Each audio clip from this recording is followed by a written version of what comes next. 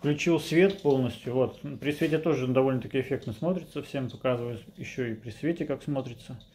Вот. Получается размер корпуса 70, 25 и глубина 27 туда. Вот.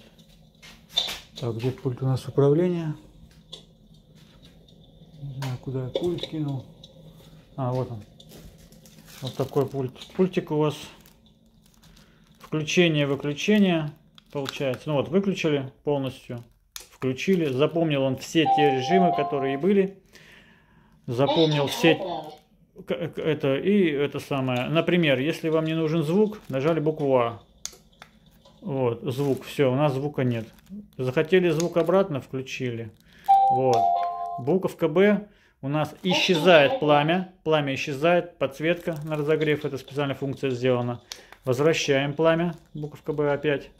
И С, вот это С, это у нас подсветку отключает. Это для того, чтобы, если, например, вам только увлажнять воздух нужно, например, да, можете просто увлажнять воздух, как увлажнитель воздуха. Возвращаем, пламя возвращается. Вот и все. Ну, это таймер, тут какая-то функция, но это все ерунда. Несколько раз нажимаешь, и он через некоторое время отключается.